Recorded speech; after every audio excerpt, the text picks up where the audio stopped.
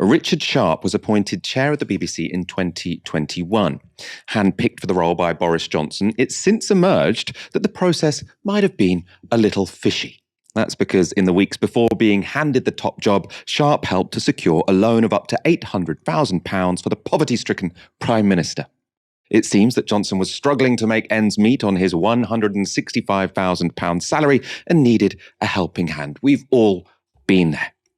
But things are about to get even worse for Richard Sharp. That's because it's now been revealed that he's at the centre of a second BBC scandal. The story was broken by John Sopel on the News Agents podcast. So let me talk about something that has never been published, as far as I know, before, about Richard Sharp and doing the job as chairman of the BBC.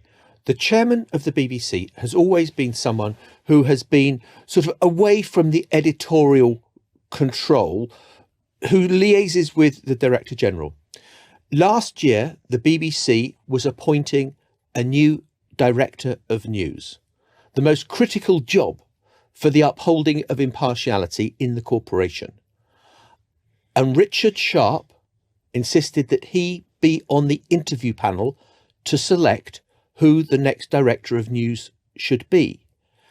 So someone who had given £400,000 to the Conservative Party was involved in the decision-making on who the new head of news would be. And at the time, I am told, there was enormous disquiet at the top of the BBC from people who'd been around news and editorial policy for a very long time that this could happen. And I think that there are serious ramifications about that. And also, it seems to be in some conflict with what Richard Sharp said to the Select Committee when he was talking about how his role would be as chair of the BBC. He's questioned here from the Select Committee hearing by Julian Knight. Arguably, if the chair saw herself or himself as an editor, there's an element of overlap and potential for overreach.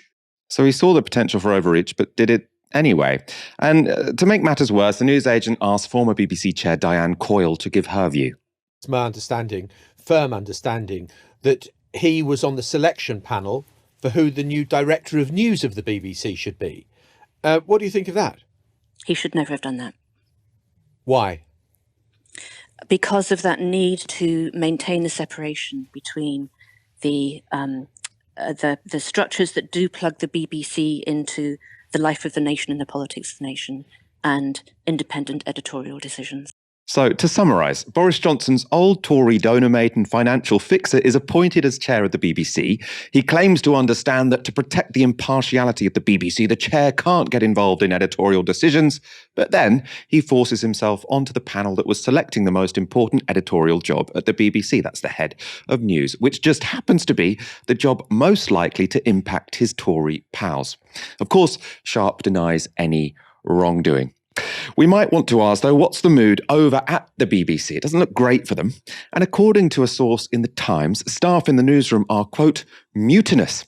And they report that Sharp has hired a crisis communications specialist to help him deal with the drama. Let's hope for his sake they're worth the money. This is a really kind of difficult one that brings up a lot of things that I find when talking about the BBC and the kind of direction that the BBC is going in. Because obviously this is like an incredibly explicit and problematic and worrying violation of what we are told the BBC is there to do. And this kind of separation of structures in order to maintain this idea of like rigor and integrity and obviously that magic word, impartiality. But obviously when it comes to the BBC, there's kind of embeddedness between, you know, the BBC and the British state.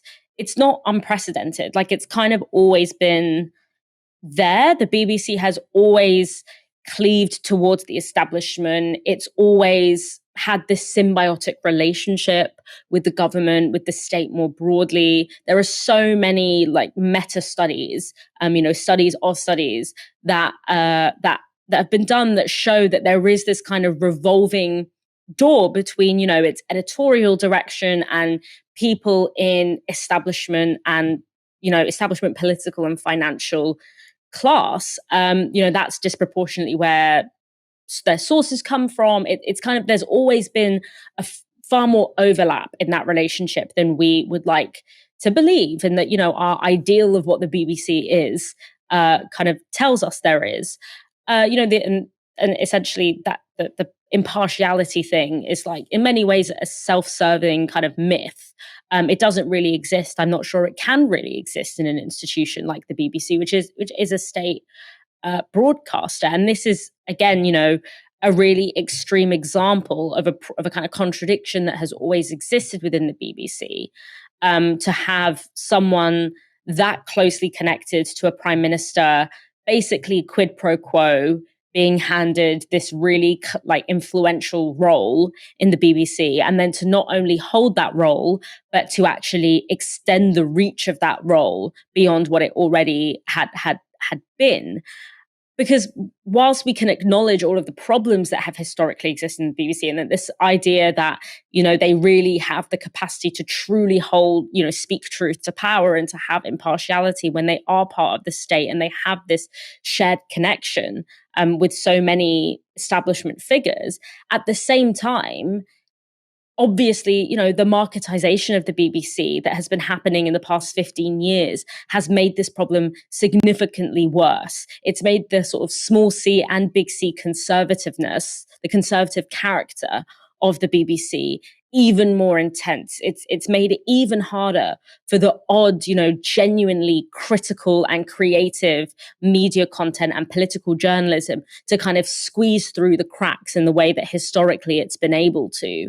So despite that historic problem and that ongoing frustration that progressives will have with the BBC, there is still a sense that we're losing something, and that there is that throwing our hands up and handing it wholesale over to market forces and to such explicit government corruption is this really deep loss. And I think it becomes then really difficult to, okay, well, how do we cultivate? It's not like the NHS, which at one point actually did what it was meant to do and genuinely, was provided an essential service to people. The BBC has always had this problem of cleaving towards the establishment and not being completely transparent in the overlaps between it, both in terms of its cultural and social makeup, but also in terms of its financial makeup, and the forces that it's supposed to hold to account.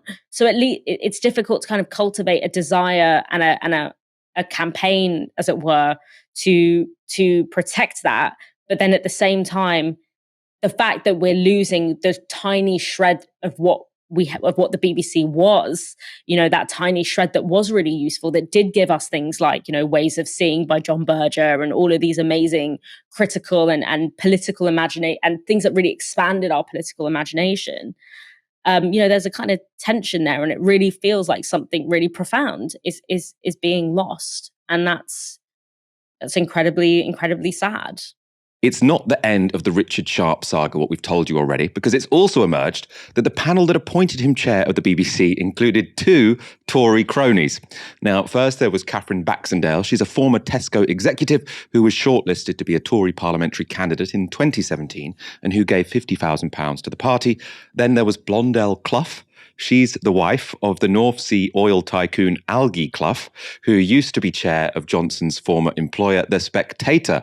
Blondell is also a Boris Johnson fan, having described the former PM as, quote, inspirational and unifying. The panel choosing the BBC chair had 4 people on it, 3 of whom were supposed to be independent, and yet half of them were Tories, appointing another Tory to the job.